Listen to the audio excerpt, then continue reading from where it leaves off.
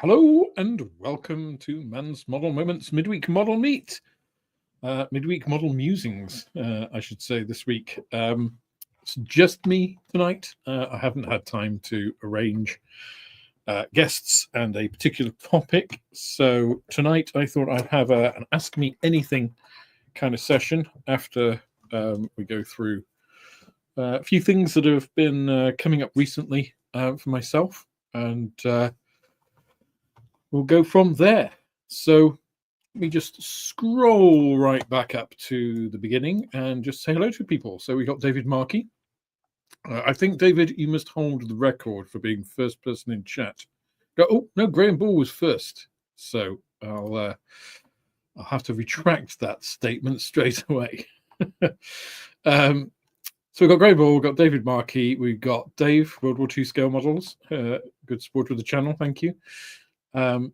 We've got Drew, we've got Keith, that was me just saying hello to everybody, and we have Stuart and the Little Things Junkie, we have Mark Grad, we have Polygon, Danny, is that Danny Gable? Sorry if I get the A's and O's in the chat here look very similar, especially because I've not got my glasses on. But welcome both. We have have Idwell Williams. Idwell, I know I owe you a response. I will be getting that to you after the stream, or very latest tomorrow morning, because I have got that for you. We have Go For It Painting. We've got Steve Horman. We have, scrolling down a bit as people say hello to each other, we've got Julian Hall. We've got Andrew Gittins. I don't think that's a name I recall from prior streams, so welcome if it is your first time here. And apologies if I've missed you if it's not. We've got George Davies. We've got Brian August. A few new names here. We have Pete McDubbs. We've got Jonex. We have Ian Ellison in. Everybody saying hello to everybody else, which is great. We've got Howard Kendrick. We've got Aaronville, David Edwards, Dave Fairclough. Far too many Davids. It really confuses me. You all need to pick a name, and you can only have one. You can only choose a name once. So just to make my life easier. We've got Adam McDonald. We have John Out Scale Modeling. Good to see you. And straight away, Julian Hall gifted 5 Man's Model Moments memberships. I don't know why always it can't put an apostrophe in without putting its HTML code in. But that's what that is, Man's Model Moments membership. Thank you very much, Julian. If you do receive a gifted Man's Model Moments membership, check out the private members message pinned in the posts on the channel. Actually, I don't know if it is pinned, but if you choose just members, it'll just reduce that down to just the posts which are members. There's a link to the Discord in there. I will make sure that is up to date after this stream. So if you can't get in now, you will be able to get in thereafter. I do set them to expire, just because obviously memberships expire and stuff. And it's not to exclude people. It's more to make sure that, if you're paying to be a member of a club, you kind of, you want the exclusive access, right? Which is a way of saying thank you to those people who are supporting me. So please do look at it like that, not that I'm trying to extort people. We've got Brian August. We have lots of people saying hello. Travis Thompson is the last name that I've picked out uniquely. And Phil. Good evening to everybody. Hope I've got everybody. If I've missed anybody, apologies. Do say hello and just point out that I missed you. Cheers all. I'm drinking fizzy water tonight. because it has been uncomfortably warm here in the UK. It's not just that it's been warm, warm and sunny. It's like it's good. You can get out, you can have barbecue, you can do whatever you want to do in the garden, or go bare chested and throw yourself in a river or something. No, we've not had that. We did have that, but then the last few days have just been overcast and humid, like really close. It's just been unpleasant, I would say, is the general overall word for it. And it really came to a head for me yesterday, because, as some of you may have seen from the post I put on, I think it was yesterday. No, it was this morning. I don't even know. It was either yesterday or this morning. I put up a post on the channel saying I was now stocking Tamiya lacquer paints. So basically, I got complete range of lacquer paints, including the various different thinners, the thinner and the thinner retarder, and the retarder thinner, two separate things. And for a few reasons. One, people have been asking for it in the shop, so I thought it was time I pulled the trigger on it. Something I've been thinking about for a while. I want to have the complete range or ranges of things if I can. Tamiya is an extremely popular and well-known brand, and I thought, well, because of the way Outlaw has gone, I had to complete, or as complete an Outlaw range as I could have. But obviously, with the problems that we've had with getting supply into the UK, that's not a viable business proposition going forward. Still love the paint. If it picks up at some point in the future, if somebody takes it on and makes that accessible for the UK market, then I'd be more than happy to stock it again. But right now, I still have some Outlaw paints. Still got quite a lot. There's four racks. Much like a Tamiya rack has different sections. There's four racks, each with 3 rows in Outlaw. And I've managed to consolidate all those down to 2. So all of those I'm selling at £5 for standard, £6 for metallics. All of those are on the website that I have. Once those are gone, they're gone. And then I will be looking at potentially I might go to MMS or SMS lacquers as well. We'll see how things go. Ian Ellison says he's never seen the Tamiya LP range in any shops I've visited. Well, the Tamiya range, it does crop up from time to time, and it's become increasingly popular as lacquers have become increasingly popular. And also, I think they extended their range. I think they had a very big range to start with. They've expanded it out, I think, a bit in the way that they also expanded out the standard acrylics, their aqueous acrylics. So I've got the full range of everything now. But the weather part of it, which is where I kind of started off this meandering, mumbling murmurs, as was I was putting. So first of all, the rack arrived, just the rack, no paints, just the rack, which, as you will know, was the original limiting factor for it. When I was first thinking of it, there weren't racks available.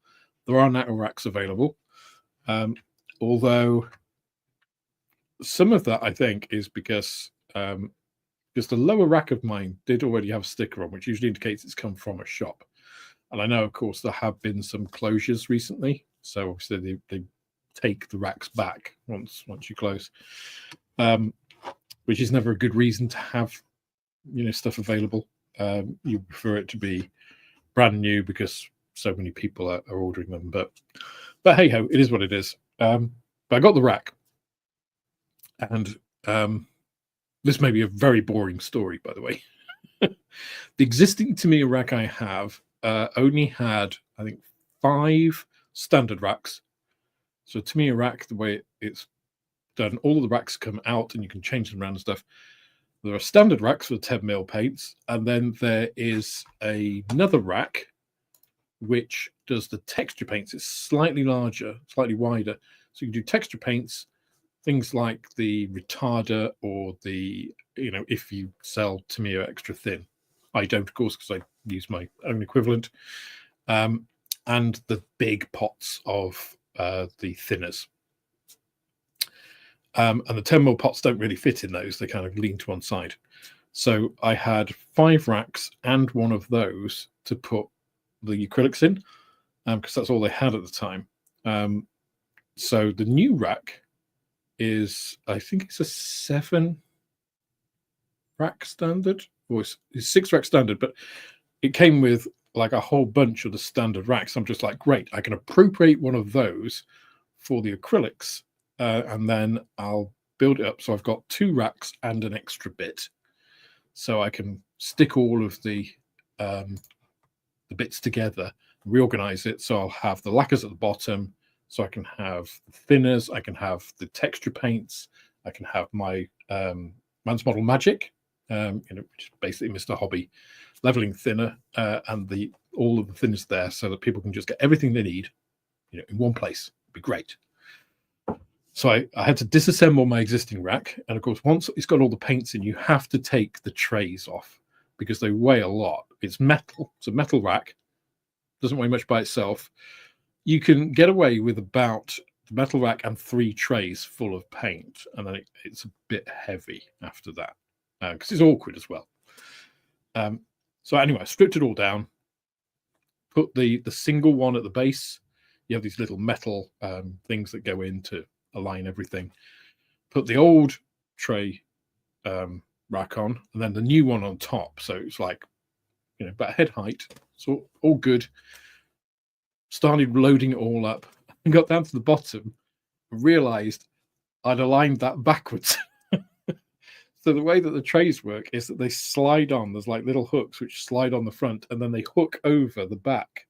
And of course, I couldn't do that because the back rails at the front. I'm like, so I had to take the whole thing apart again to basically take all of the racks off, to then turn this one section, just one rack width, to turn that round to do all of the same thing again. But by the time I'd done that, I was just like soaked. And I was just like, this isn't hard work. It wasn't like I'm that unfit that it was hard work. It was just, the moisture in the air and the temperature was so close to like body temperature that it was just like, as soon as you did any exertion, your muscles working at all, it was just like instantly, like, so yeah, after sort of half an hour of faffing about, because it was just faffing about, it wasn't hard manual labor or anything. I was absolutely, it's like all sticky and like my t-shirts. Like, ugh. So that was my morning yesterday. And then eventually it's all done. All of the paints are now on the website, because that's what I did today, is I put all the paints on the website. So it's like 80 basically that I had to put on. I'm missing 11 because 11 are out of stock at the importers. So they're all on back order. As soon as they come in, those will go on. So those are all on the website. Everything in stock is on there. All the out of stock stuff is on there as well, but it just says out of stock. So if you need Tamiya lacquer paints, they're now available. They have a slightly weird pricing structure in they're the same price as the acrylics. I mean, they're all acrylics, but they're the same price as the aqueous acrylics. But some of the metallics, there's pearlescent ones, pearlescent clear, and the mica ones, like titanium gold and the other gold, titanium silver, are a little bit more expensive. They're £3. Well, I'm selling for £3. They're normally $3.15. So yeah, I don't know what it is, whether they use metal powder or something, or it's the production of those flakes to give the pearlescent effects or whatever. But that's what that is. Anywho, So that's a very convoluted introduction to say that I am now stocking Tamiya lacquer paints, as well as obviously all of the previous aqueous acrylics in both X and XF format. People have asked about the spray paints. I don't know. I really don't think I'm going to be stocking Tamiya spray paints. I just don't think they're very good value. And the amount of people that ask about them is fairly small. I'd rather advise them that there are better options out there. You can still buy them elsewhere. It's difficult to send them by post in the UK. There's a lot of disadvantages with the spray cans. So not on my immediate radar. I also got then in the afternoon another delivery, which had a lot of terrain and buildings and some palm trees from a couple of companies, Pegasus, which is a UK manufacturer, Victrix, which is, I believe, French, another one beginning with R, Renega, I can't remember, something like that. But they do like pallets and sandbags and all that kind of stuff. It's scaled for 28mm, so really for the war games sort of stuff. But it's ambiguous enough and generic enough that it could be used for model railway, dioramas, a lot of different things. So I have no idea where I'm going to put it at the moment. The one thing I'm making sure of at the moment is that I can move stuff around to try and get things, but I am running out of space. So, which is, I think, a good thing, right? That it's come to the point that actually space is a limiting factor rather than anything. Although I won't be kind of looking at getting a different property because that will be more expensive. I need to have the growth in the shop to be able to make that make sense in the future.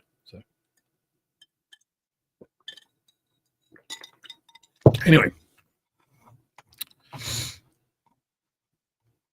so I have a couple of things starred right off the bat. But if you do have any questions or comments, I hope you do, because this is an Ask Me Anything kind of session, then please do type them in the chat. If you could put question in capital letters or QQQ, same with comment, just so I can pick it up, rather than, because obviously if I'm speaking and if I'm by myself, there's nobody else to catch those comments. So it relies on me, and I am innately fallible when it comes to all of this. So let me just go to the starred bits here. So Graham Ball has a question. What would you say was your biggest bugbear about our hobby, and what would you like to see done about it? Ooh, that's a very good question, Graham. What's my biggest bugbear with the hobby? I mean, there's two, I would say, with different hats on. So putting my retailer hat on, my biggest bugbear with the hobby, with suppliers, Hornby, the hobby company, all of these, is suppliers' minimum order requirements. Hornby, who I have complained about vigorously in the past, have recently increased their minimum order value for shipping, while still not providing an ability to pay for shipping anyway. Now that, to me, kills retail. And in a hobby, as a hobbyist, as a model maker, one of my biggest bugbears before starting the shop was not being able to get physical access to a shop. So the reduction in the number of retail outlets. That was kind of one of my biggest bugbears, that if I wanted to go to a model shop and buy something, my options seem to be very limited. Yeah. If you live in London or live near London, near Colindale or Harrow, you've got Hannants, which is fantastic in terms of a shop. It's got a terrible website, but for a shop, I mean, I spent a lot of time in the shop in Colindale. I've been to the one in Harrow as well. By the is it Harrow or Hendon? Hendon, isn't it? Not Harrow. And they're great. Really, really good. I mean, just like treasure troves. You know, you can spend hours and hundreds of pounds in there. Out in the southwest, not so much. Out in other areas of the country, not so much. You know, there are little nuggets of gold here and there. And I think one of the reasons, it's not the only reason by far, but again, any barrier to setting up a retail business, I think is a bad one. A minimum order quantities are one of them. And seeing how some suppliers, Games Workshop, can actively encourage, you know, independent retailers to stock and sell their products, I don't see what the excuse is, to be honest. From people like Hornby, I think it's pretty. I mean, you guys know my opinions on this, right? I think Hornby as a group are appalling in terms of their business practices. They are the worst of the worst in the way that they shake your hand with one hand and stab you in the back with the other hand, with their retail outlet sales, with their 20% off sales, with their 30% off sales, with selling stuff and then immediately reducing it to direct to customer. They want their cake and to eat it too. And this isn't an Airfix specific problem. It's not Airfix's doing. This is Hornby, the Hornby group, the wider, the level above, right? I don't know a retailer that likes Hornby. Anyway, I've never heard a retailer say good things about Hornby as a group, as a business. I will shout out people like Creative Models and Chatteris, really good. The Hobby Company, excellent, really good. Tiger Hobbies, really good. Gary's a really nice guy. Javis up in Stockport, again, great guys. Yeah, the list goes on, right? Albion Alloys, again, nice bunch of guys. Deluxe Materials, you know, there are suppliers who are really keen for you to sell their stuff. And I understand that minimum order quantities are important for some businesses, especially smaller businesses. Hornby is not a small business, right? I get it if it's like Deluxe Materials, right? If it is like a small business with high overheads and, you know, they kind of haven't been in the business forever, you know, not a multi-million conglomerate or anything. They need stability. They need to be able to cover their costs and stuff. So minimum order quantities for those guys, I get, right? But other wholesalers, you know, and I Tiger, Creative, and the Hobby Company are the three that I principally deal with, right? I also deal with Barkman. Barkman, I don't think they don't rate in. They're certainly fourth place if I'm thinking of those. If they're in that group. But those three are exemplary in the way that they behave, right? I can go onto their websites, I can see what's in stock. The best of them, you can see the actual numbers, not just low stock or high stock, but numbers. Actually, I'll put Amarang. So apologies, I didn't mention Amarang before. I've only recently been dealing with Amarang. Amarang distribute things like Polar Lights. Hasegawa is the big one, and other bits. and they do it as well. So they have an online portal where you can go in, you can see the stock numbers, you can order online, you can either pay online or you can, place the order, they'll pick it, and then you can pay by backs or ring up with a credit card or whatever. And if I only want to order, say Gary at Tiger Hobbies has some Airfix stock he wants to get rid of, for instance, or has a couple of they import gecko, for instance. There's some new gecko stuff coming in. Okay, I want those, but I don't really need anything else at the moment. My shop's full. I've got fully stocked. I just want those. I'm going to spend £80. Okay, I can do that, and you'll just charge what is it really? It's like £6.95 postage. Yeah, I'm good with that. If I spend £80, spread over like 3 or 4 kits, I can proportion that. I can take the hit. That's my choice to make as a business owner. I can't do that with Hornby. So Hornby at the moment I've got something like £180 worth of stock waiting at their warehouse, new releases as well. And they used to send new releases, and suddenly they've stopped. So they didn't used to come under the minimum order quantity, or minimum shipping quantity, whatever they call it. And they're just sitting there waiting. And it's like, well, what's the point of me pre-ordering stuff if you're not going to send it to me? If I have to add, another £150 worth of orders to that for you to be able to ship it to me.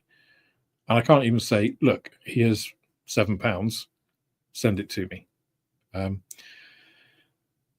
They do have an option, though, get this, where I can pay, I think it's £15. It was quite a lot. It was like £11 or £15. I can't remember which. So say I've ordered £350 worth of stuff and they're going to ship it to me.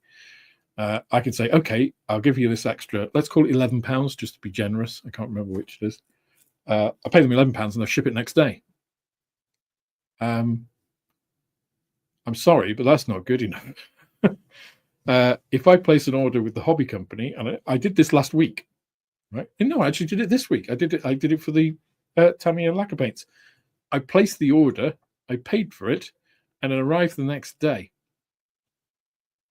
free of charge, no postage fee. It's like, that's how it should be. Games Workshop. Every week I have a call. Well, when we actually get to speak, sometimes we miss each other, but I have a call with my account manager. He asks what I've sold and if there's anything else that I'd like. And then if it's one thing, if I've sold one thing, if I've sold a box of Space Marines worth £35, it's like, right, okay, we'll get that out to you. And that comes out to me free of charge. There's no, they charge me for the product, but there's no shipping charge. They just send it and it arrives in a couple of days. And it's like, because they want me to sell their product, because I'm an extremely low cost, zero risk outlet for their business. And they recognize that. Airfix, or rather Hornby, don't seem to realize that. They seem to see retail as a threat to their business. And to me, that is the biggest bugbear I have. I realize this is a big rant, but I am getting around to the original point of the question you asked me. So as a retailer, my biggest bugbear is companies that don't support my business, right? Most of them do, and I've called them out there, and I'm very happy to call them out by name and say, if you're ever thinking of starting a business, go and do business with these people. Go and do business with the Hobby Company and Creative and Tiger Hobbies and Amarang, because they will support your business. And they're all great people. When I've had conversations with anybody from those people, they've always been good. I would not recommend you do business with Hornby. I seriously wouldn't. Because there's a couple of reasons. One is they're appalling business practices. And because of that, the hype, say for like the new Jaguar, for instance, people won't order it through you. They'll order it direct from, a lot of people order it direct from Airfix. I mean, Moss is one of them, right? He always orders from Airfix. that screws the retail industry, right? It's great for Airfix. It's great for Hornby because they get more money, right? But that's why they can afford to do some of the sales and stuff. They are not supporting the hobby generally. And it sounds like when I say that I'm just like bitching and moaning because it's like, oh, you own a shop and, you know, you just want... No, I'm thinking about, as a modeler, I used to want to go to model shops. I still do like going to model shops, right? And the only way for me to do that is if they're supported, if their businesses are successful. And the only way their businesses can be successful is if their suppliers support them. So it really bugs me when I see companies that don't make business easy. And I've been in business to business commercial interactions for almost 30 years, for 28 years before I started this. And so I know what I'm talking about with that. Business doesn't have to be difficult at all. Business is fairly easy, you know, when it comes down to the basics of things. So that's my primary bugbear, I think, as a retailer. As a modeler, so I mean, I could say it's kind of, you know, not being able to get what I want, those things. I don't know whether that's a real primary bugbear. I think my biggest bugbear, and I get it a lot with YouTube as well, is arseholes. and I've said this before. It's the, you know, we call them rivet counters, which I think is a little bit unfair because that sort of conflates people who like accuracy with people who have no social skills and are just arseholes. My biggest bugbear is arseholes, but that's also true in general life. It's it's a small percentage, but they have an impact greater than their number, unfortunately, because they're, let's call them the negative element, right? They're the ones that put people off either entering the hobby or growing in the hobby, or even if you're in the hobby, they can convince you to go out of the hobby. And I think any of that negative influence, you know, is, for me, that's one of the big turnoffs. Especially since, you know, starting the channel, a lot of people have, not a lot of people, but some people have commented on, you know, it's like, oh, I was thinking of getting back into modeling, and, you know, I saw your channel and started getting into it. That's massively inspiring, right? And I'm so glad that somebody else has found joy in something that I really enjoy because of that. That makes you know, doing the channel really worth it for me. It's not why I set the channel up, but it's a huge bonus, you know, and very motivating from that. So I don't really understand people who want to crush that. You know, I don't get that mentality of negativity. So I think that's one of my biggest bugbears in modeling. Everything else, I think, is, yeah, there's niggles and stuff, but they're not. It's not really a big bugbear. But that was a really good question, Graham. Thank you for that. Now, during all that time, I haven't looked at the chat at all. So I'm going to go back to the chat now because I've just been on starred comments. And then go back and see if I've missed a load of stuff where people have all left and say, what the hell are you talking about, Alex? Let me see. Oh my God, people have been talking a lot. Okay, some questions that I'm going to star so I don't miss them. And I just want to make sure that I didn't really lose too many people along the way there. I'm sorry, I'm a little bit hay fevery. Also, I think it's so dry. It's weird because at the moment it's like really humid and close, and yet somehow also drying. It's like, how does that work? It's like silica gel in the air.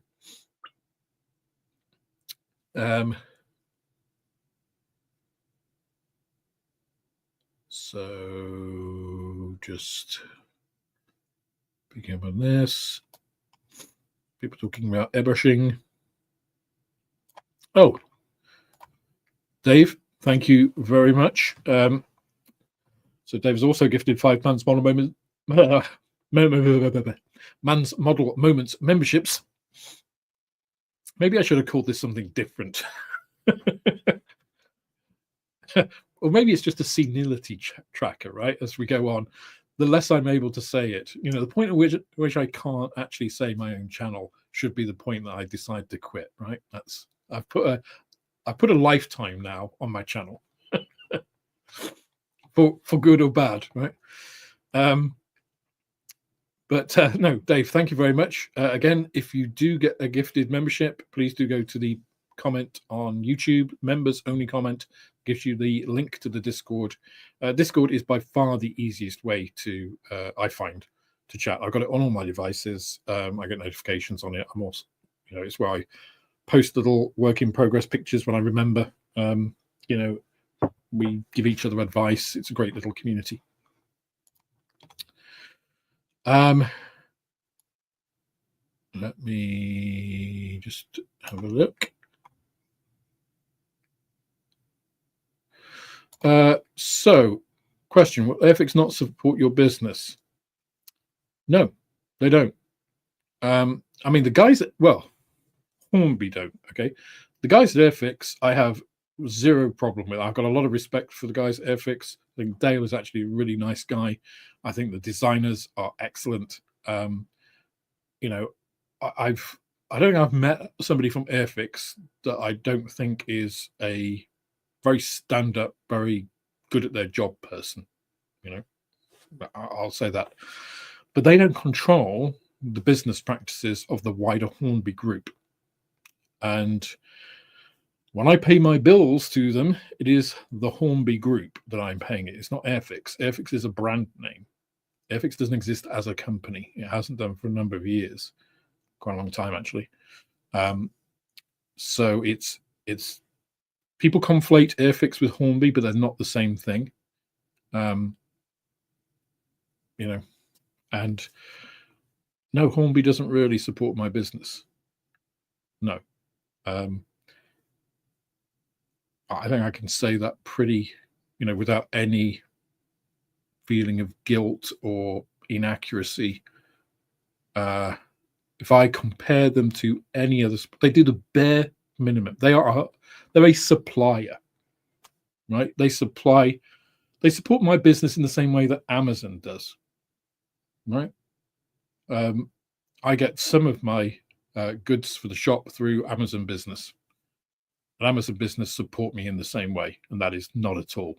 They sell me stuff. Although, to be fair, they deliver it for nothing and on time. So actually, Amazon slightly better than Hornby.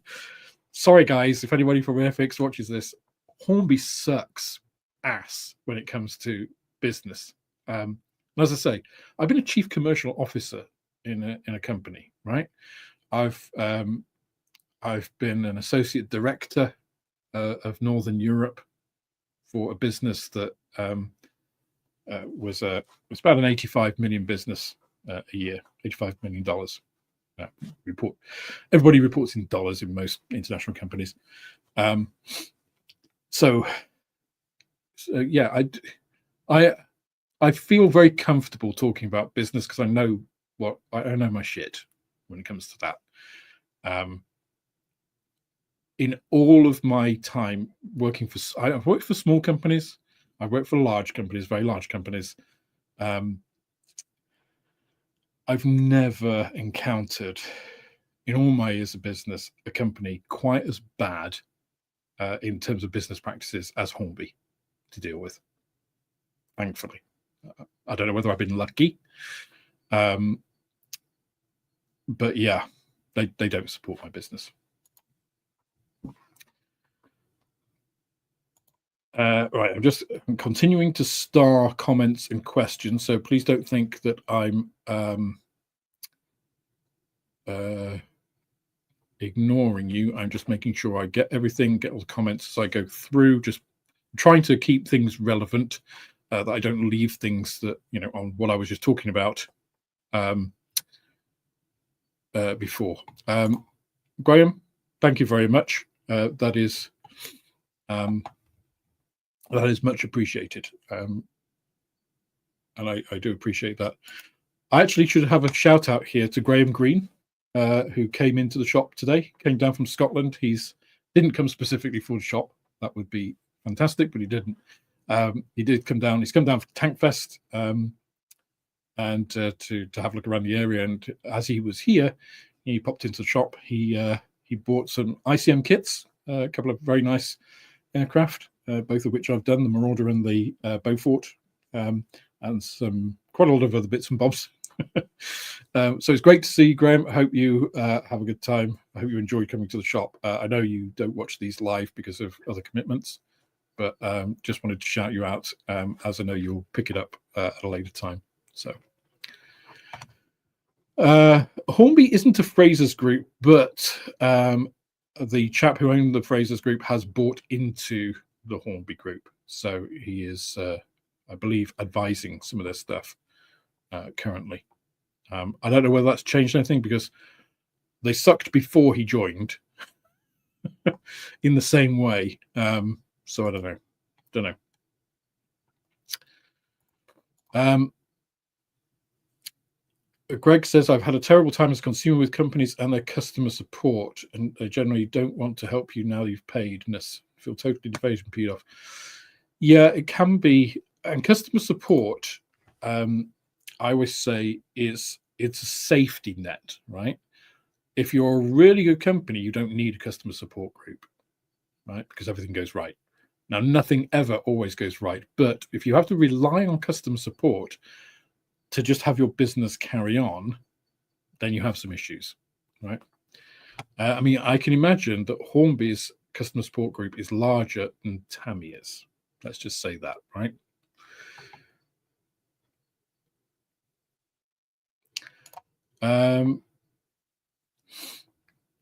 So I'm not quite sure whether that's referring to Games Workshop or Hornby, Simon.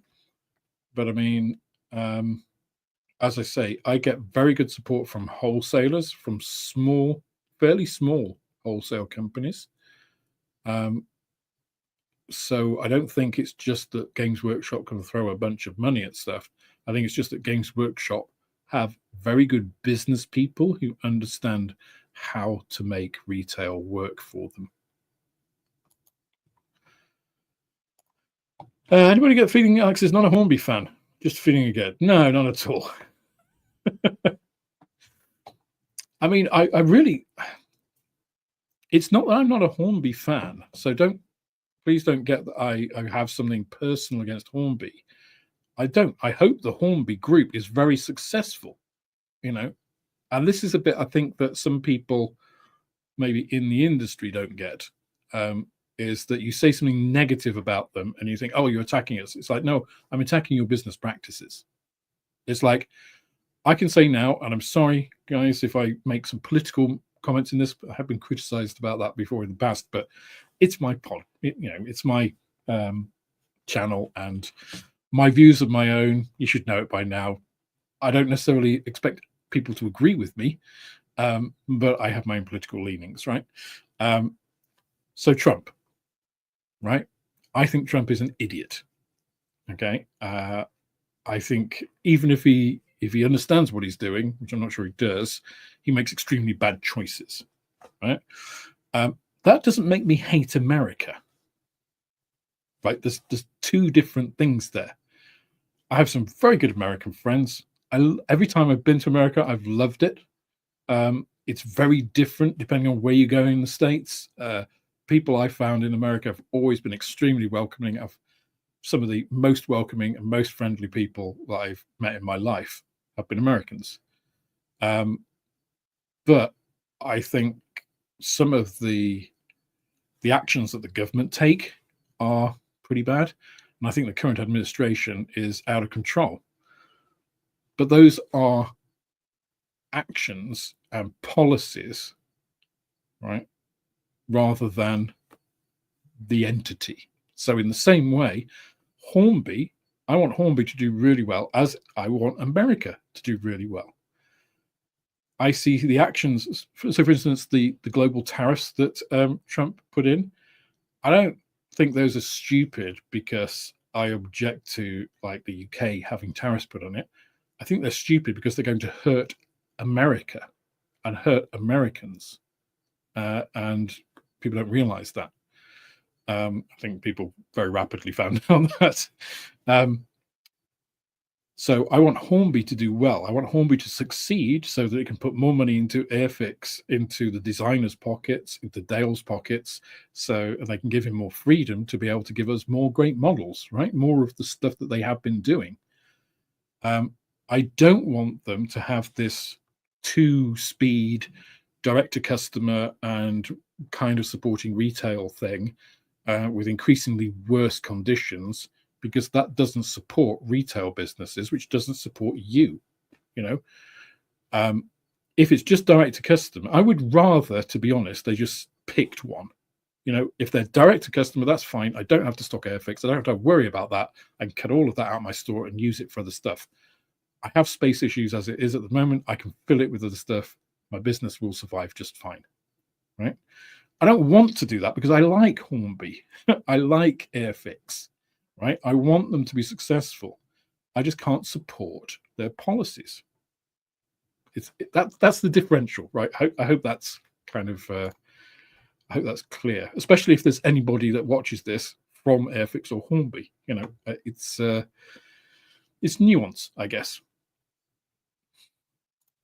So Julian says, I think the Hornby Group and Airfix commercially see small outlets as direct competition to their own shop. That's why they don't support. Which is stupid, right? I can say this as a commercial, as a CCO, price CCO.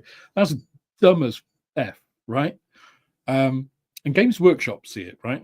I'll flip this round. Games Workshop have the capital to be able to put bricks and mortar stores around the country, right? They could do that if they wanted. They do sell direct to customers, right? So you could say they're direct equivalent. Alex, why don't you hate Games Workshop? Games Workshop sell through their website direct to customers at full retail price. They don't have sales. There's not a single sale that you will find on Games Workshop's website, ever. Okay. For retail, they let me sell at whatever price I want. Now, there are restrictions on when I can sell new releases. So if I've got some Chaos Knights at the moment, they haven't come out yet, so I can't sell them. I can pre-sell them. I put them up for pre-order, no problem. I can take money for them. I just can't send them to people until that embargo goes, which is fair enough, right? That's absolutely 100% in their it's their rules. I would respect Airfix more or Hornby more if they did the same thing to retailers, because Games Workshop's there giving me trust, right? I have Chaos Knights now. I could sell them. I could give them to people, but then I break that agreement and I wouldn't get more stuff from them, right? Hornby don't do that. Hornby don't trust retailers. I would love to be able to have, physical product that I could sell on the day of release, but I don't. I don't even send it out until the day of release, and at the moment now, not until I've reached the minimum shipping threshold, which is, again, dumb as nuts. And if that policy doesn't change, isn't a mistake, I won't be doing any more business with Hornby because it's just not worth it. People are going to pre-order directly from Airfix. It'll be pushed to a direct-to-customer model. You won't be able to find Airfix in model shops. And when people ask why, I will tell people why. Will that make people buy Airfix kits? Probably not. I won't be doing reviews on them. It's all that kind of stuff. It's the negativity it creates. Games Workshop basically give you, they want your franchise to succeed because it sells them product. It creates a community. They understand that. It's a longer term approach. And Hornby are just going, everything I see about Hornby's approach is short term. It's short termism. It's cash now, which maybe that's because they are owned by an asset management group. I see similar stuff happening at Revel, to be honest, over the past year. So, Anyway, I've been rabbiting on that same bit. Okay, just to, I don't want to monopolize the time on this one subject, but can I speak about why Hornby's business practice is how it is? Because I think they want that dollar, right? They sell to me, they have to sell at a discount. They sell to you, they don't have to. They do, and actually the discount sometimes that you can buy is more than I can buy, right? But they want to clear out. They want to get short-term cash flow.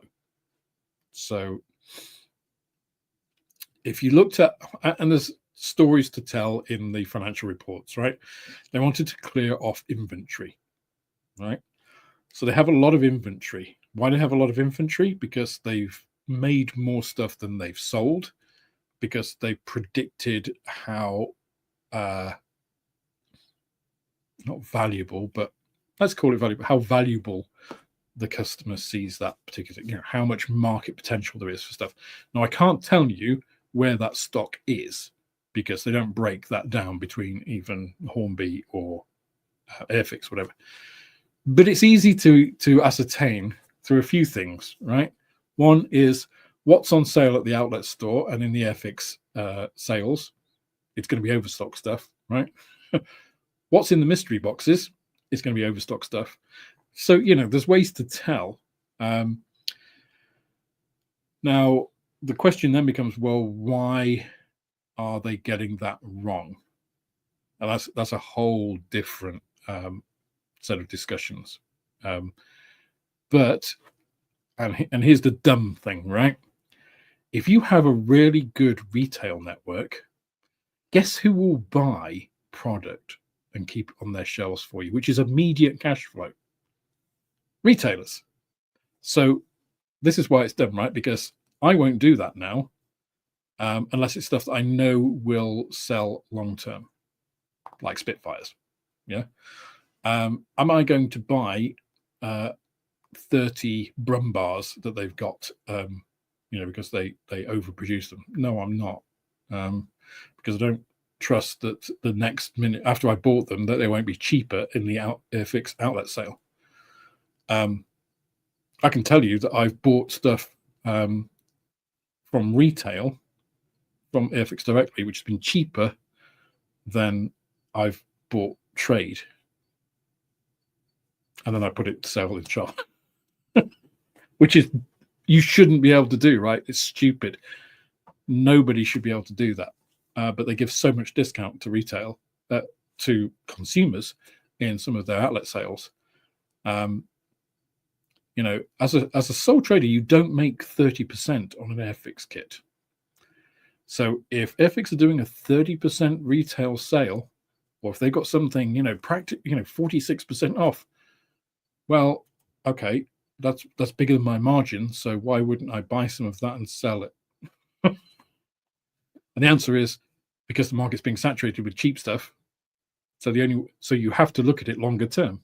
So I have a longer term view on this business than Airfix does with some of this stuff, which is crazy, right? But that's what it is. It's short term cash flow. I can almost 100% guarantee it. And it won't help them long term. It's a bad move for the medium to long term. But hey,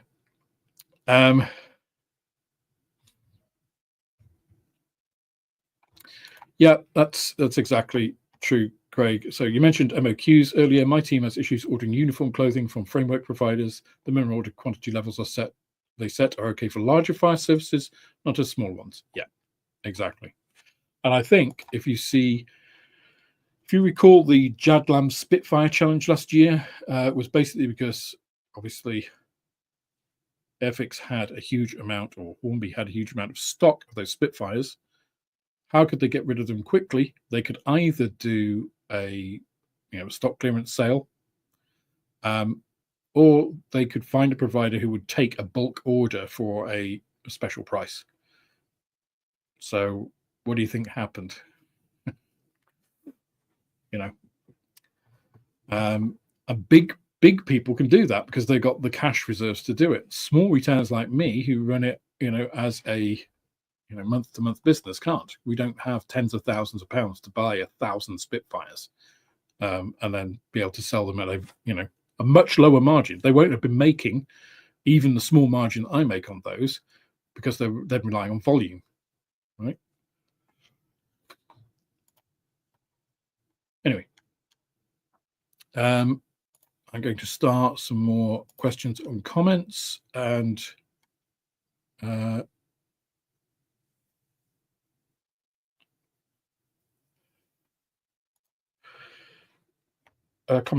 a customer is more than a small business to Hornby. Yes, it is. Yep, because that is money for them right now. At a higher profit margin. Okay, I'm going to draw a line under moaning, and I can go back to the start questions because I've got a lot of them, and I would like to get through as many as possible.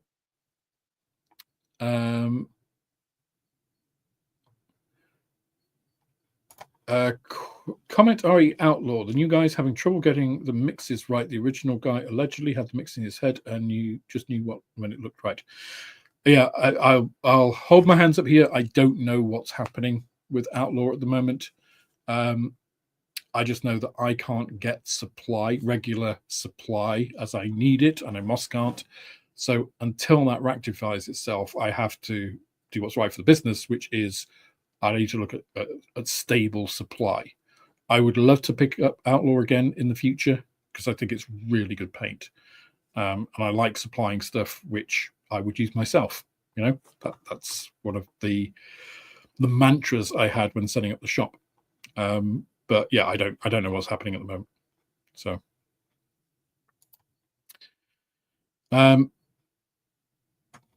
yes, Greg, I did get the paint display sorted eventually. It took a bit. Okay, Mark's Model Madness. Oh, I like the 3 M's. Very good. Don't steal my logo. It's copyrighted. What bit do you hate most in the model making process? I don't think the bit that I have the most issue with, it's not I hate it, because I actually almost enjoy it more than the other parts, is finishing the model. You've got those last elements, which are kind of on an aircraft, like masking the canopy, painting it all, going through the decaling process, sealing it all in, any weathering. That's one of the most enjoyable parts, but it's also the most time costly parts of it too. That's a terrible way of saying that. That's very ineloquent of me. So that's the bit that I kind of struggle with most, which I appreciate isn't quite the question you asked. But I don't really hate anything in the model making process. I think the bits I enjoy most are slamming plastic together, right? I really enjoy just sticking stuff together is good. I actually really enjoy taking parts off the sprues and just fitting them together, even before gluing them. There's something about that assembly process which kind of releases endorphins for me or something. But the real satisfaction I get is from that end part, which is also ironically the hardest part, and that's maybe why, because you get that it is complete, right? Or at least as complete as I'm going to do it. It's a little bit different doing stuff for YouTube because you don't kind of approach things in the same way that you would as a quote unquote normal modeler. I don't think I'm a normal modeler anymore, if normal was ever a thing with us. So yeah, I don't hate any process, but I think if I had to say I dislike this piece most, it's probably masking. That of those end element pieces, masking and pre-cut masks are a gift from the gods. They don't cost that much money, and by God, they make things easier. So if there was one thing I would say that I would recommend to people to actually spend money on, it's like, oh, I bought this kit, what should I buy extra for it? A masking set. That would be my number one thing, because I think a lot of kits, you can add lots of bits, that's very personal, but a masking set will just make your life more pleasant. We all know that you can mask, right? You can cut little bits of individual Tamiya tape, and I've done that, and then but it's a bit of a pain in the ass, and no one's going to thank you on, oh, you masked that well. They just look at the end result, right? They don't really care how you did it. So that's probably the bit I'm going to go with. Oh, I've just sorry, that was not what I meant to do. I unstarred a question there. I just need to go back and now that was 8:22. So I'm guessing it was around that time. I've just unstarred a question. Apologies, just let me. I don't want to miss that if I can. So please bear with me. 8:28. Gosh, lots of questions and comments. You're making my job difficult, guys. I must have started just before then. There. How best to fix weathering powders? Depends what on. I mean, you can just use a dilute solution of PVA. That'll work.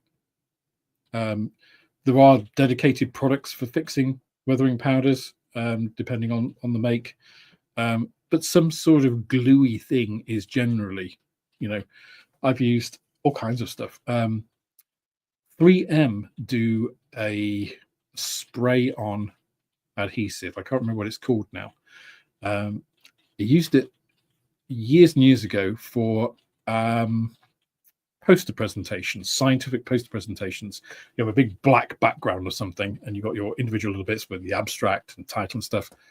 Spray mount, that's what it's called, spray mount. I've used spray mount in the past for this sort of stuff.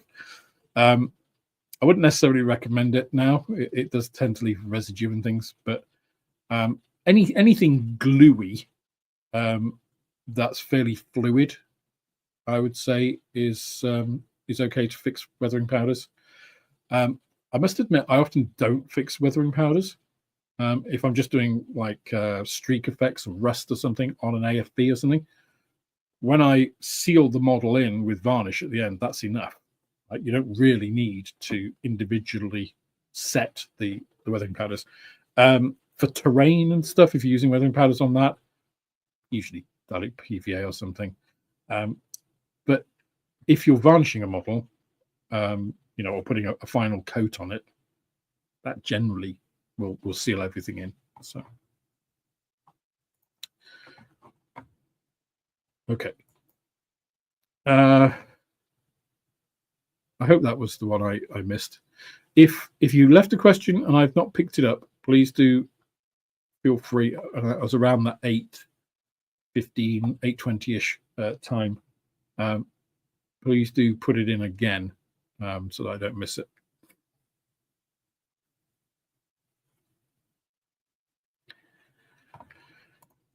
Julian says, I'm housebound and get a friend to deliver orders to me. In my honest opinion, there's no excuse not to support local shops if you have one. Yeah, I'm a big fan of supporting local businesses.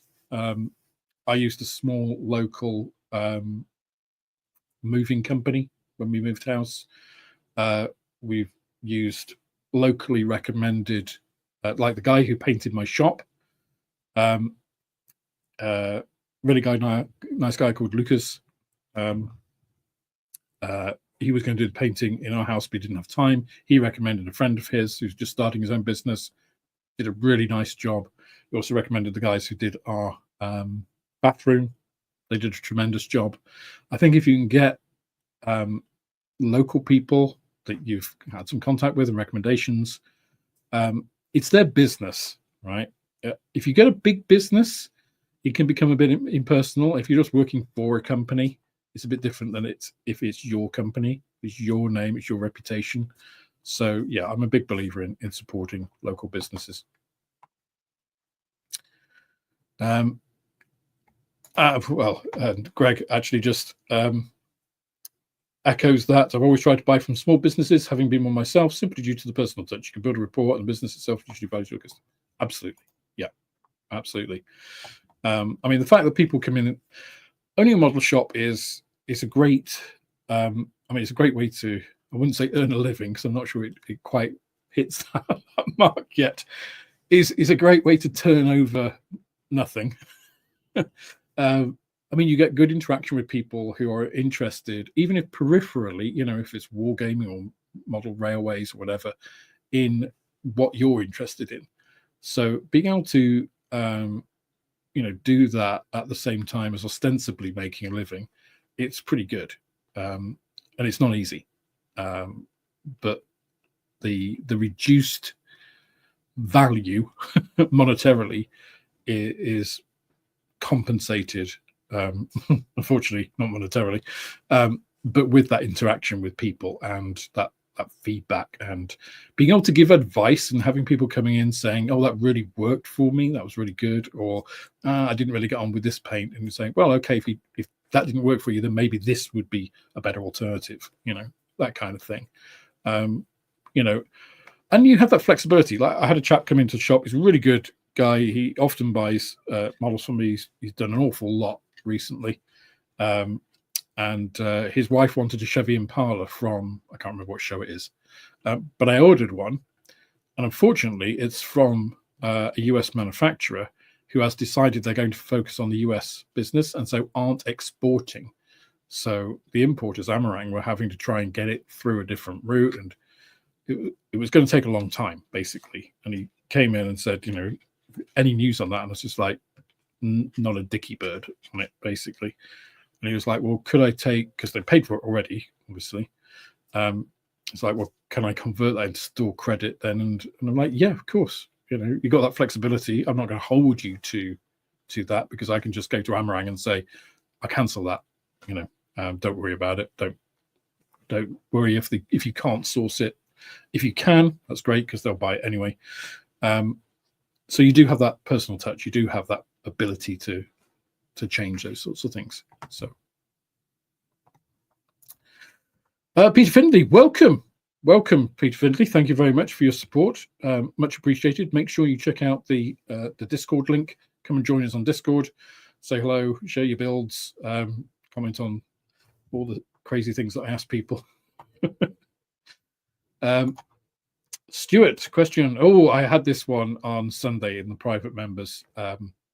We have a private members stream as well every couple of weeks. We had a bonus one this Sunday purely because Maria wasn't here and I was a bit lonely. And I thought, I'll spend it with my modeling fraternity. How are you getting on your 25 builds? What are you currently building and building next? Not too bad. So in terms of what I've actually put out there, virtually nothing, but there's about, I think I counted 12 builds, so I'm pretty much halfway there, of stuff which is like either finished, almost finished, ready to go, or pretty much there. So it took a bit of ramping up, but I'm not doing too badly, I think. I mean, early days, yes, I guess it could completely screw up. In terms of what I'm working on at the moment, so I was saying this to somebody in the shop today, I don't work on a serial process. It's very parallel. So at the moment, I'm finishing off the weathering on the Semaventi.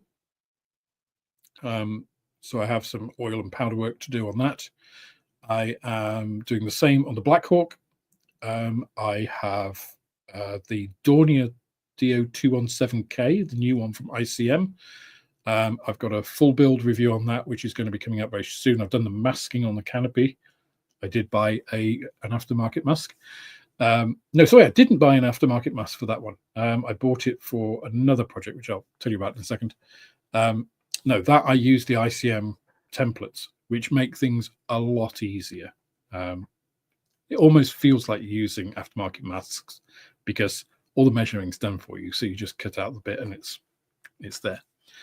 So I did all that masking. I've just got to I've got to glue those on, spray that. So I need to do machine guns before to put those in.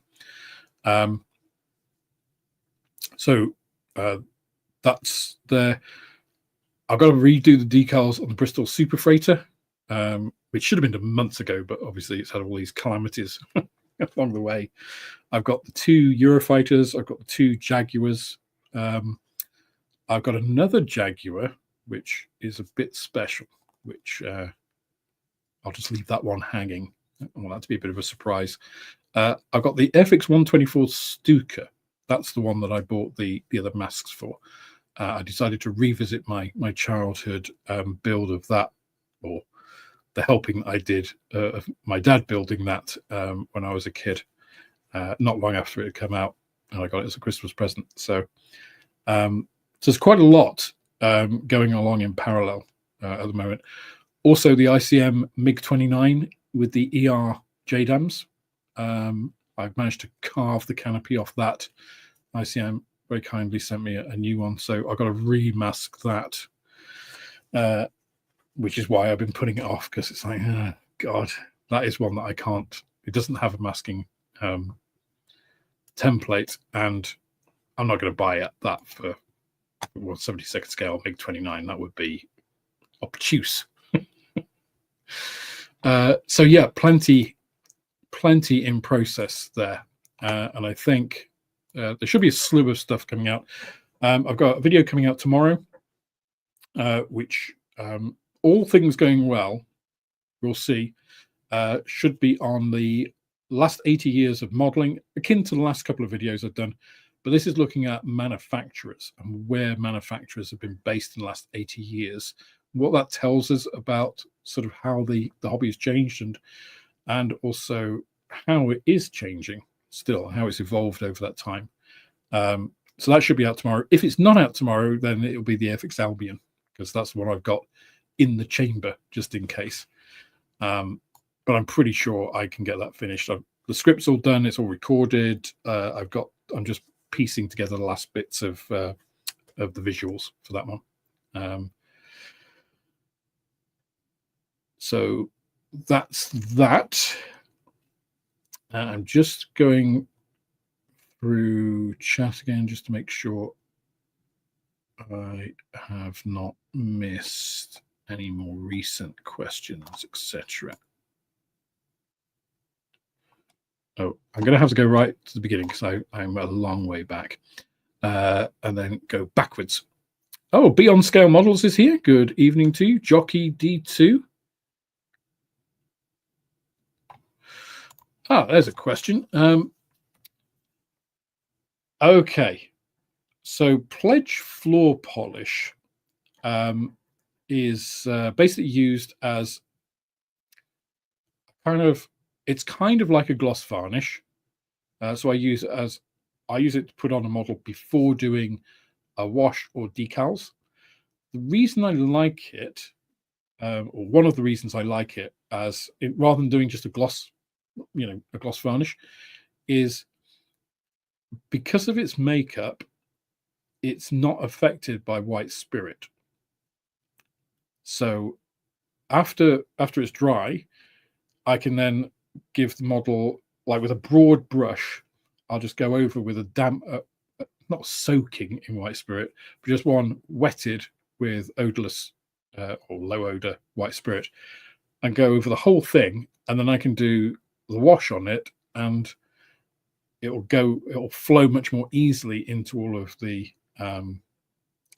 panel lines if it's an aircraft, into all the crevices and stuff if it's an AFV.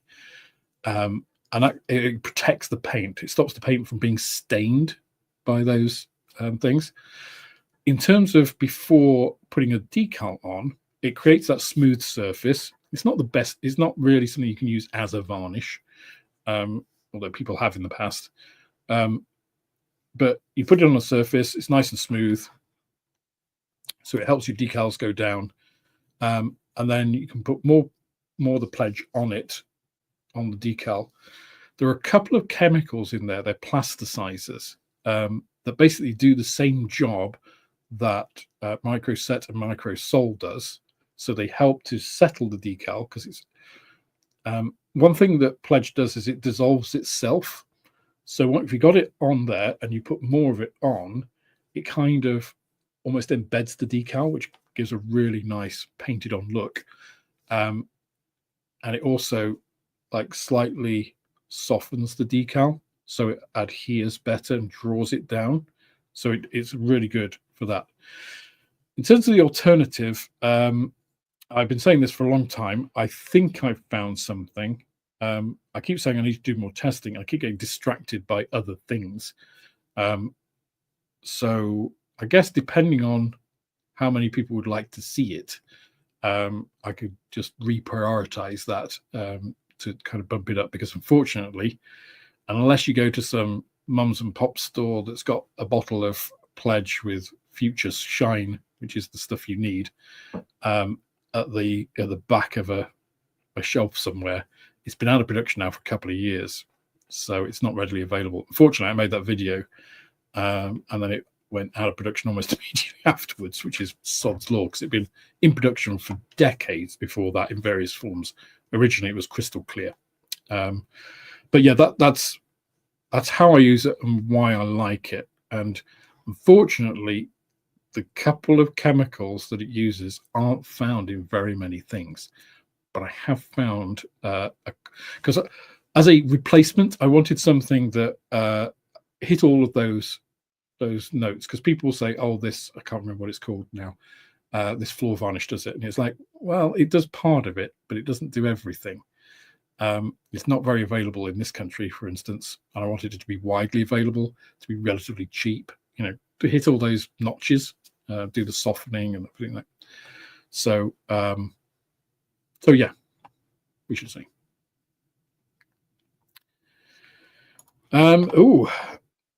Julian says, Alex, I saw a webpage yesterday describing how to mix a bronze facsimile without using metal paint. Ooh, would you be able to do a video for all the common metallics? Oh my God, that's asking a lot. I mean, for non-metal metallics, NMM is an interesting topic.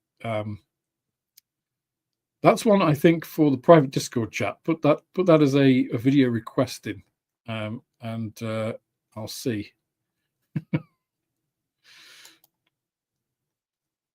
Right, let me scroll back, because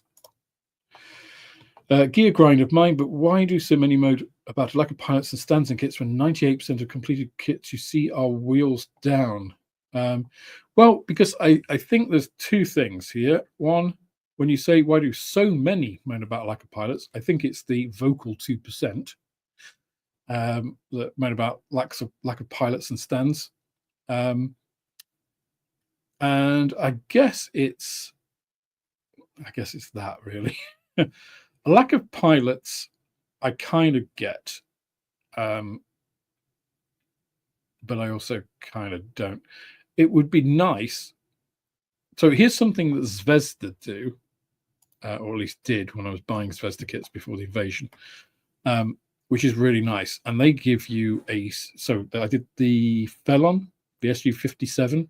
I actually did it before the invasion and then published it post-invasion, but with the Ukrainian national anthem over the finished model to pledge my support for which side I was thinking of. But they give you a seated pilot, and it's a pretty good one. It's only 72nd scale. They also give you a standing pilot, and they also give you like a ladder, mounting ladder and things. So you can model it with a pilot, whether you want one in the seat or standing by the aircraft. So you can make kind of a little vignette. I think that's quite neat. And I think the reason people don't do it as manufacturers is because they don't have figure sculptors. And I think Airfix are probably a good example of that. And if you ask a non-figure sculptor somebody who's not used to sculpting figures to sculpt a figure, they look a bit weird. I'll leave it at that.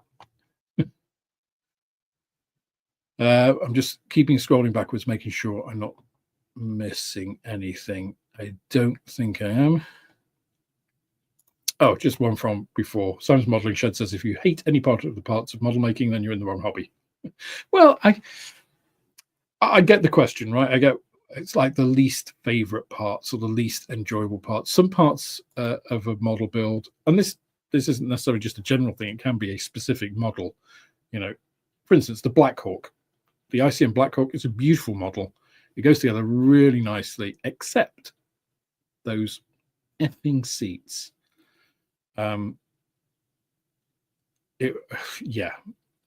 Just no, they were just a bad idea. I think it's as much as that. As much as the rest of the kit is beautifully made, those seats should not have been done as they were, and trying to get them to work was painful. I would still recommend the kit, and I still really enjoyed building it. I just wouldn't bother with putting those bottom supports in, or I'd find a different way to do it.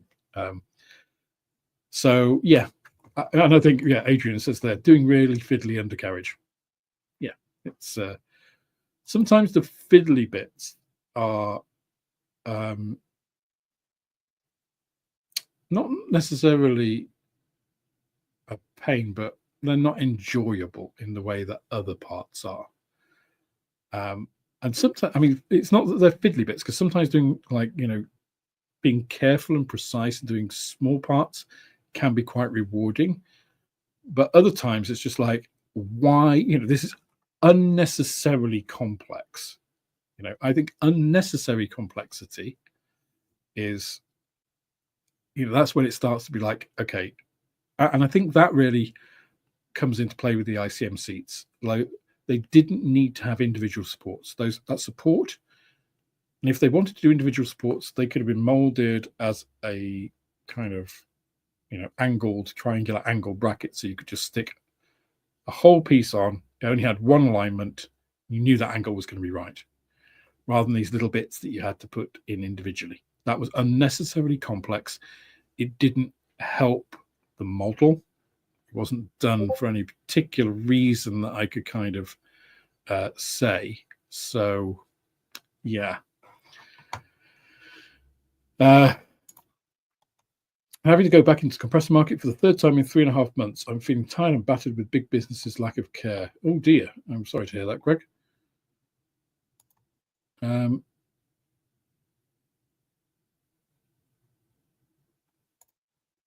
Comment: the friend who usually gets my order for me couldn't this week. The owner of the local shop saw my delivery address and delivered it himself on his way home. And that's exceptional service. That is. I actually did that. Somebody ordered a modeling set and some other little bits, and they lived in Gillingham. So I just drove them there. It's just on the way home. Well, this was when we still lived in Markham. I'll just pop them in as I go by. So, it's just one of those things that if you're a small business and the local area, and these things are easy. I could have put it in a parcel and posted it. It would have taken longer to get there, and why not just add the personal touch? So okay, let me ask me anything. Okay, would you like to have been on one of the Apollo missions and walked on the moon, or would you rather spend a month in the ISS? I don't think I would get on a rocket. They're too explodey. So I'm averse to the prospect of dying. I guess that's the way to put it. I don't mind taking risks. Like, I love like roller coasters, stuff like that. Thrills. Yeah. Something where this is like, I used to really enjoy flying, and I gradually became less and less enthusiastic the more of it I had to do, because look, there are many reasons, but you have all this faff getting to the airport. You've got to be there this many hours before, depending on where you're going. You've got to go through the security stuff, so the stuff you can and can't take in various bags and things. So there's a lot of hassle, a lot of time.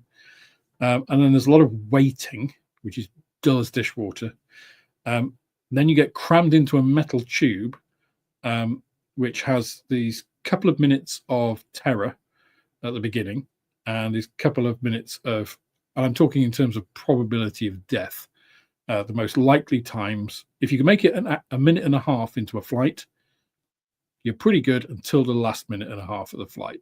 Those are the two danger bits, statistically. You're more likely, and it's very, very unlikely, right?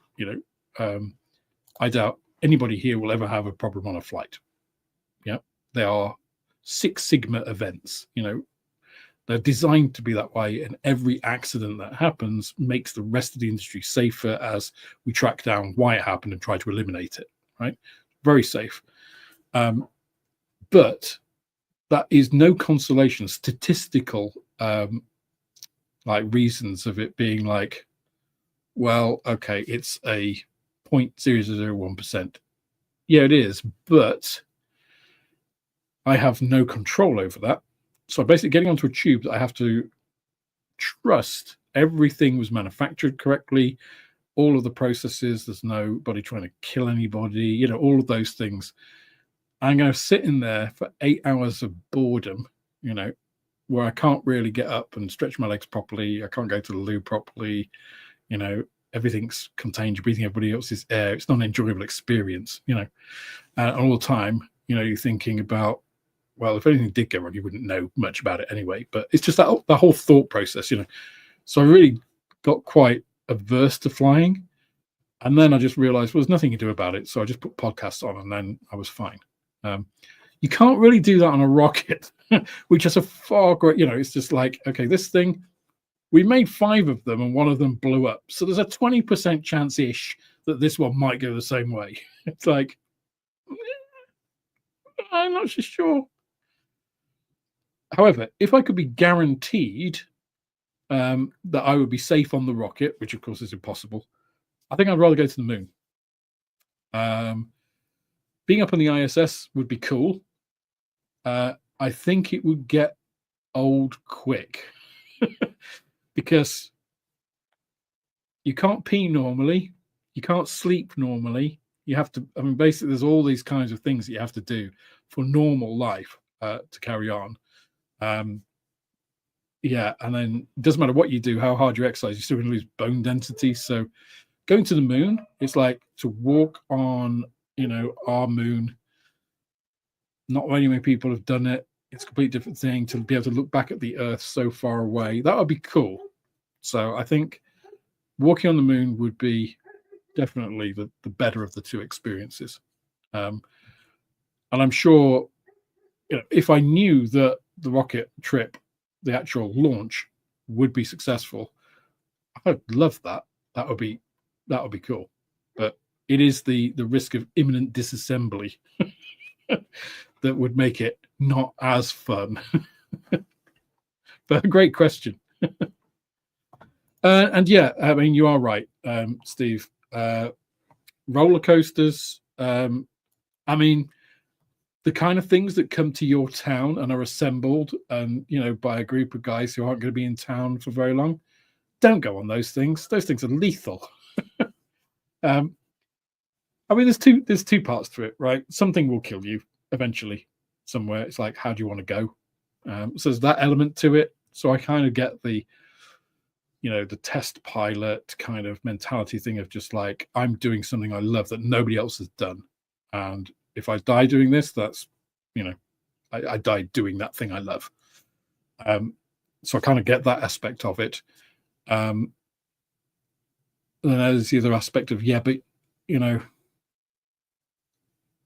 being a test pilot is dangerous. A lot of test pilots die.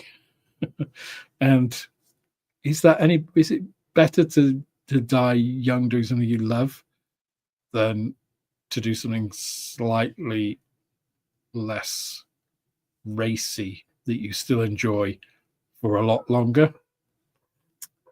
Again, it's an individual choice, right?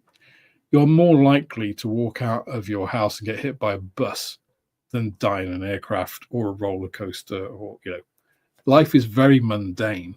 Most people die of long-term diseases, heart failure, heart attack used to be the number one. Cancer's coming back, not because we aren't good at catching cancer. We're much better at catching cancer now, but people are living much longer. So cancers that would have killed people before, they can be treated. So now other types that are harder to treat, kill you later on in life. You get another 30 years. So that doesn't stop oddities happening. But statistically, we are living longer. We live healthier lives. At 60, somebody in the 60s might have been considered very old, whereas now 60 is nothing really. People don't think of it at all. So, yeah. Oh, Hurricane Hobbies has a good one here. My bugbear is box opening videos. I see the appeal for some people, but I'd rather see the kit being built so I know what I'm in for. It doesn't take any skill to buy a box and look inside it. It doesn't, and I kind of agree, but the reason that a lot of YouTubers do box openings is because people want to see what is in a box that they can't necessarily open at a shop, either because A, they can't get to a shop, they don't have a retail experience, and B, because if you get to a shop and it's a sealed box, as a lot of kits are, not many shop owners are going to say, yeah, I'll open that box for you. I'll unseal it so you can rummage through that and then put it all back and then say, no, I'm not going to buy it, because who will want to buy the box afterwards? It potentially lowers the sale chance and sale value. So being able to see what's actually in the box gives you an impression of the kit. It doesn't tell you how it's going to go together. I get that. But say it's an ICM kit and they've done a new, I don't know, whatever, like the Hampton, when the Hampton comes out. It's going to be, what am I selling it for? £65, I think. A chunk of change. And people might want to say, well, I want to see what it looks like before I actually commit to buying it, which is fair enough, right? And you can get a good impression. ICM, if it's an ICM current tooling, it's going to go together well. I think a lot of people, I've got pre-orders. You can pre-order it through my website. I think most people know that they're going to do a good job of it, right? But some people still want to see physically, okay, what does it include? Because I want to know what else I'm going to buy for it, for instance. That's a reason. What aftermarket do I think I might need, having seen the box contents? Or actually, no, that's enough. I don't need to buy aftermarket. So there are reasons for doing unboxings, valid reasons, rather than just like, oh, I can get another video out. The other thing is you can get another video out. And YouTube is a thankless mistress. And sometimes you do need to do that. I don't like doing just unboxings because I don't get much out of them myself. But I do understand why people would watch them. I've watched unboxing videos myself on kits that I've been interested in the past for that reason. I want to see what the instructions are like, on a brand I've never heard of before, for instance. That's one reason I did. And unfortunately, for a build video, like with this Dornier, I could have done an unboxing video 2 weeks ago on that Dornier. Okay. For a build video, I've got to build the damn thing, right? Now, to build it, even though I'm just going to build it, I'm not going to do the full painting experience. I still will do the full painting experience.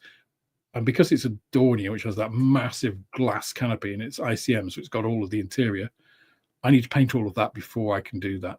So I need to paint it to a decent standard, and I want to do a decent job in it because it is actually a fabulous kit. And I really enjoyed doing it. So, yeah.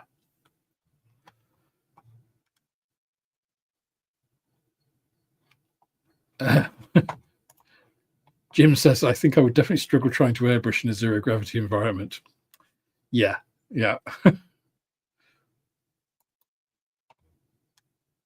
and that's a terrible, terrible one. Banned. Okay. A few people have to pop off. Julian, good night.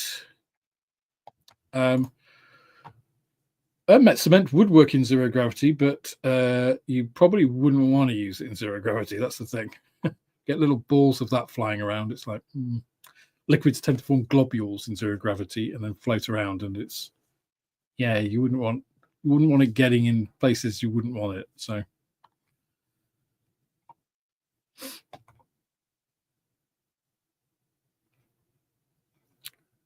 Okay, we got another bot chat thing on one of the pieces. I think that's on Twitch, but which I can't take out on here. And I think you don't see it unless you're on Twitch. I can see it because I see them all. But okay. So Lox9 says, I don't understand why they say in the instructions, don't glue this part, else the wheels won't turn.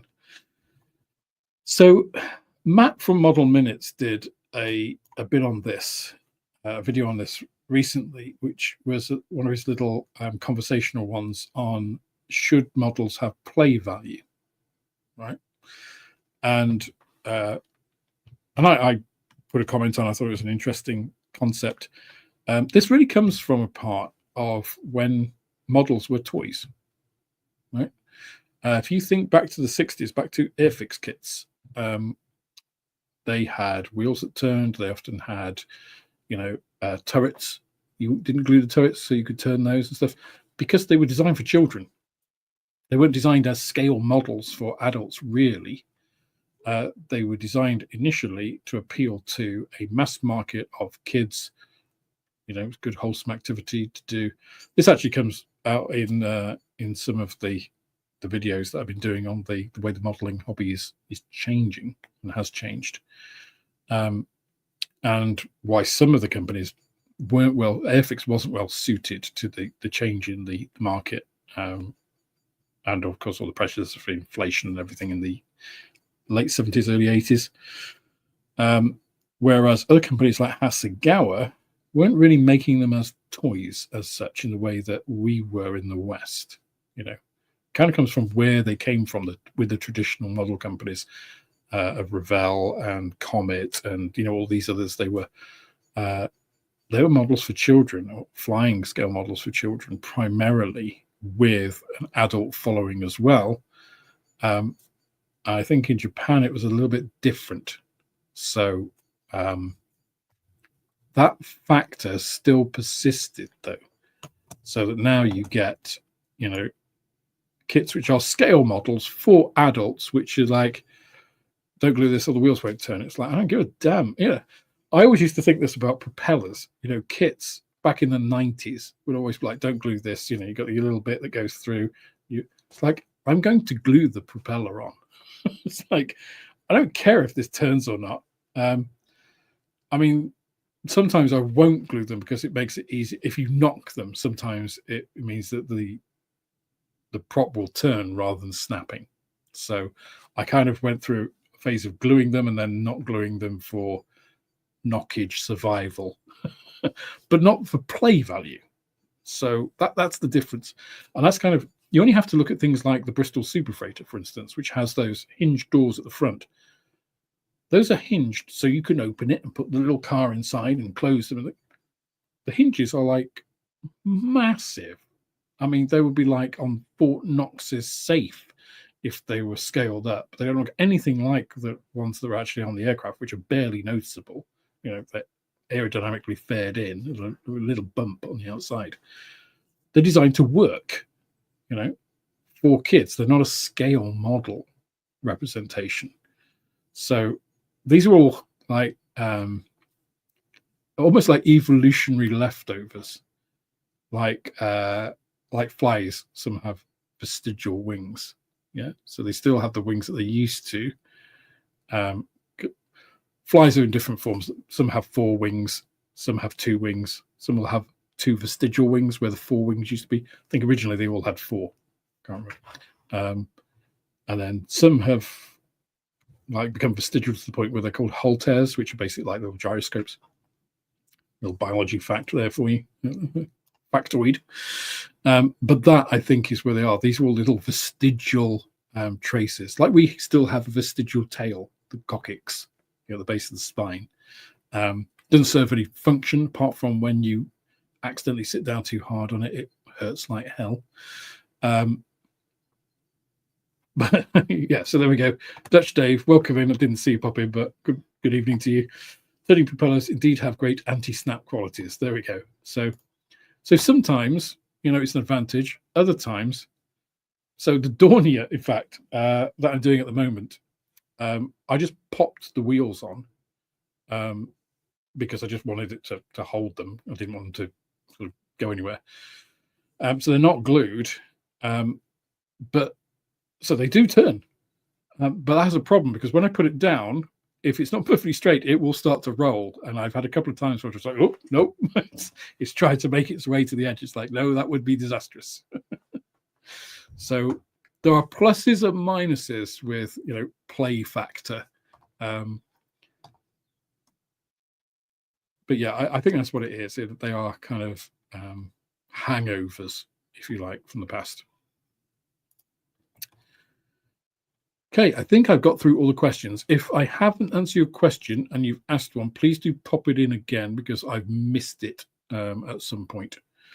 Yeah, so Simon, you will see in the build review that I'll get out once I reapply the decals. I've actually got to take off the rest of the decals before I can reapply them. That was completely my own fault. Airfix were actually very good. That's kind of because I went through Dale. But I just got rid of them. I glued mine shut. So I took out any potential play value because I wanted to build a model rather than a toy. And you could say, yeah, it's, splitting hairs, but you guys know what I mean, right? I've not tried to make it super accurate or anything. I haven't added to it. It was just a build review. It wasn't like trying to make the best Super Freighter ever. But actually, I found that Super Freighter quite a fun kit. I enjoyed the build. It's £23, I think, something like that. It's a fair size aircraft. That would be a vintage classic that I would recommend to somebody who wanted to, have a decent, interesting build. Who wasn't expecting things to just fall together, but also wasn't expecting to have the abortion of a kit that the Belvedere was. And it's about the same time, but it's not bad. Ooh, Beat on Scale Model says, Alex, how many Romanian subjects did you make in your modeling career? Thank you. I think I've done one. I think I did a MiG 21 in Romanian colors. But I don't think I've done much more than that. The problem for me is I'm a sucker for some of the classic kind of camouflages and finishes. So I kind of I get sucked in by that. So I often don't go for some of the more, let's call them, interesting camouflage schemes. As a personal modeler, that is. Now, with the channel, I've been putting some of those decisions out to viewers, like with the Spitfire, like with Johnny Johnson's Spitfire. If I was going to have done that, I was leaning towards the American desertized one, or maybe even the, God forbid, I'm going to say the heresy now, the French one. And I wasn't going to do an RAF one. And then when it came through that it was like the RAF one, it was Johnny Johnson's, I was kind of disappointed. But then when I actually looked into, I didn't know Johnny Johnson was the highest scoring British ace. So it was just like, I don't know how I missed it. And it's just like, okay, I need to chastise myself and read up on this, which I really enjoyed. I enjoy that historical aspect. So The Edward one. No, I think I did. You see, I've never been one for sticking by what a kit tells me to do. So, for instance, I did the Academy 148 scale MiG-21, but when I did it, I had the intent. I haven't actually finished it because this was back in the 90s and it got packed away, and I've not. I should pull it out again, really. But I was going to do it as the Czech one that appeared at the International Air Tattoo, which had this crazy 3-color, all grey, like splinter camo thing on it. It looked amazing. It didn't have decals for that, but I've never thought of, okay, this is what the kit comes with. This is my limitation. I've always been like, well, okay, I'll buy this kit of like a Focke-Wulf 190 because in all the books I've got, I've seen this scheme that I want to do. And so I'll just do that scheme and use, national insignia and stuff that I need to. But not necessarily, what the box tells me. I go off-piste quite a bit. So really, since doing the channel, I've been far more, stick to me rails, because that's what you get in a kit. I want to show people how it is from the box, rather than this is what I'm going to do, because a lot of people do that. So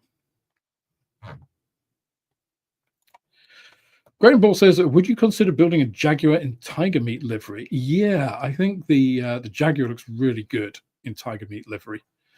I think it looks better because you often see tornadoes and tiger meat stuff. I think the Jaguar looks better in tiger meat. I don't know what it is about the tiger, the Jaguar, that makes it look better in that. Well, it's just because it's a smaller aircraft. I don't know. I just a personal thing. I think it looks really good in that. Jaguars have some really nice schemes that have gone. I mean, I love the Saint aircraft. The all black with the yellow trim. I think that looks great. I probably won't be building another Jaguar for quite some time. The Airfix one is great. Sorry, the new Airfix one is great. The old Airfix one is meh. Let's put it up. So it's kind of kept my my appetite for Jaguars has been filled. Let's say.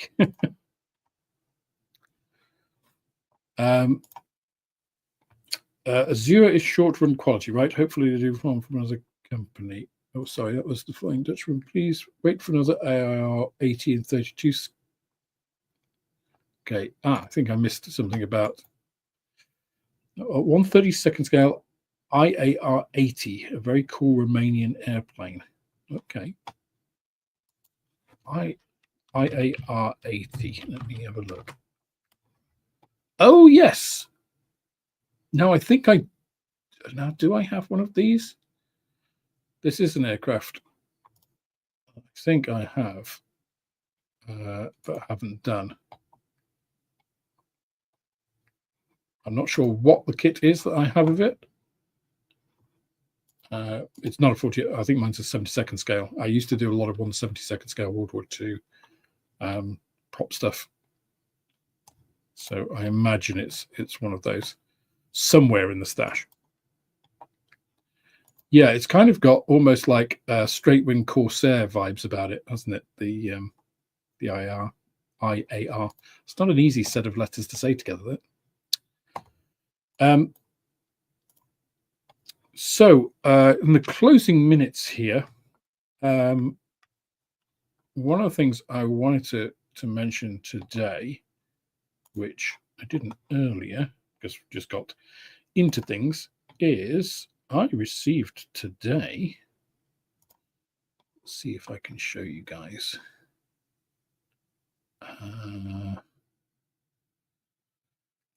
Okay, where is the window? Here. This beast.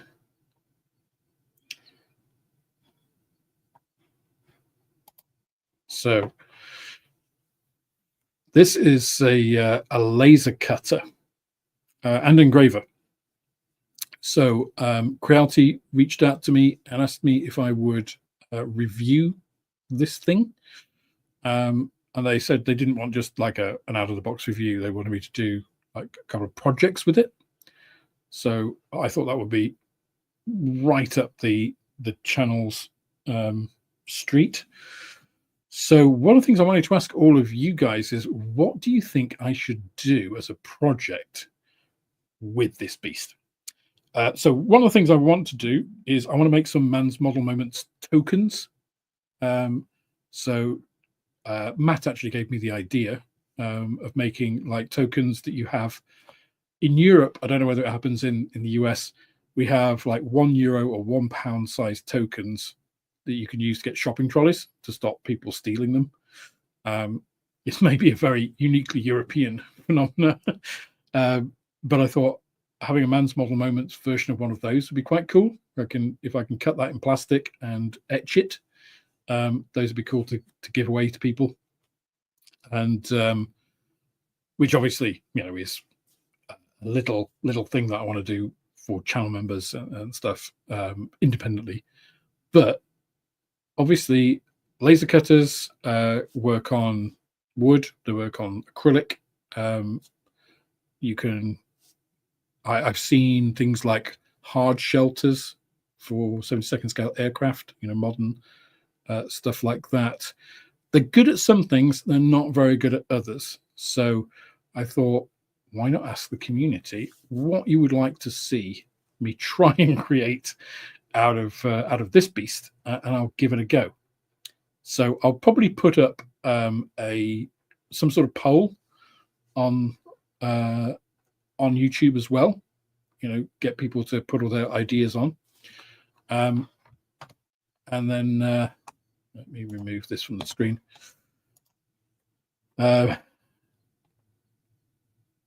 So yeah, I think a building of some sort would be good. So maybe if we can get some categories that I could put on. I can only do 4, unfortunately, because YouTube have reduced the number of options for polls, which is a bit of a pain. But a building, I think, is a good call. And then, if we've got a building, we can narrow it down after that. Paint racks, that's an interesting one. So maybe then hobby tools as a category could be quite a good one.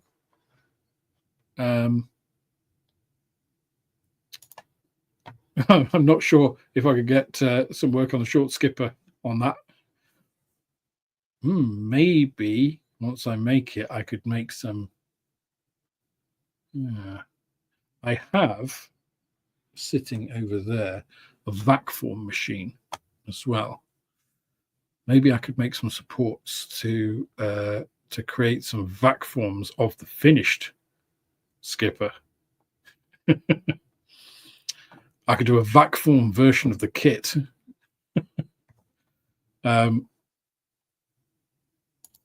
Tokens would be good, or your own Airfix to sell 21 but Moss. Well, that's mean, Graham. I'll give one to Moss. Yep, aircraft hangars. I think that's good. Oh, stands for in-flight aircraft. That's a good idea. That is a good idea. Yeah, I think badges, tokens, badges, those kinds of things. If I can get those in, they actually it came with 4 boxes. They're in the other room, but like 4 big boxes like this, full of materials. Like 2 of them contain wood and 2 of them contain, acrylic. So I've got plenty of stuff to ruin when I get the hang of it.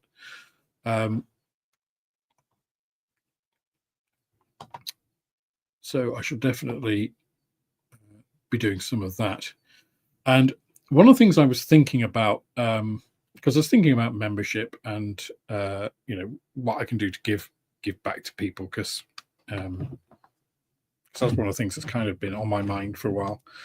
And I was going to do little like each year, because I was thinking, again, you don't want to do the same thing, because then if people like support you for longer, who really you want to be giving back to more, you don't want to get the same thing. You know, people say that about the Airfix club. You know, you get a keyring again, you know, or a badge, you know, again, the same badge. So I was thinking something with the year on it, you know, and also like tailored for the individual level, you know, whether it's full kit or kit part or whatever. So I was toying with the idea of doing little Beskar ingots with the logo on and the year on, and then different colors for. So I might do something like that, because 3D printing those would be a bit of a pain. And also, I don't really want to 3D print in resin for people something that's hollow, because those can, if you don't cure them properly, they can explode, and there's problems with that. If I do them in FDM, would they have enough resolution? If I laser cut them, I think that might be a bit, you know, more accessible. Beer mats, okay, or display mats. That's some good ideas there. Display cases, that again is a good one. So I think we've got some really good ideas here that I can kind of weld into some different categories, let's call them, and get some votes going. rubber that's that rubber band powered aircraft kits, like the old days. That could be quite good. I think that could be quite a good, like, members thing, right? Yeah. What aircraft though? Spitfire, obviously. Or 109. Yeah, I think I've got a good handle on some categories here. So thank you guys for that. As I say, I will put a post up on YouTube, and probably on some of the other platforms as well, just to make it a bit, you know, as wide as I can get it. Probably tomorrow. I think I could probably get away with it tomorrow. Man's Model Moments Industries will be open soon.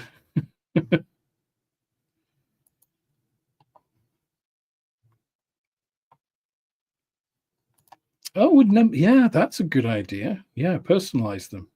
Yeah. Yeah, I mean, I do think so. If this thing works as I expect it to, I've got a Creality 3D printer. Creality are pretty good, so I expect this will work flawlessly, and you know, not poison me and all the rest of it. So I do expect, if it works properly and we get some good designs, yeah, I probably will sell pieces in the shop. That was one of the kind of things I had in my mind when they said, "Would you review this?" I'm like, yeah, that could work. Because I think it's also, I mean, it's not just that, oh yeah, it makes money for the shop, but it's like, it's also, I can do more bespoke stuff for people. You know, if people want particular things, especially because there's, you know, the model railway people as well, if they want, you know, custom supports or bridges or whatever, there's that whole side of things as well. But anyway, we are coming up to the witching hour, so thank you all for joining me tonight. Next week, hopefully, now that Maria's back, Maria came back yesterday, so very late, as it turned out, when she said, "Oh, flight's about 7 o'clock." It wasn't. We got here about 10:30. Sorry, 11:30. So we went back till like gone 1 o'clock in the morning. But now she is back. We should be back to normal operation next week. I should have opportunity to get some guests to come in, and we shall chat about some appropriate subject or inappropriate subject next time.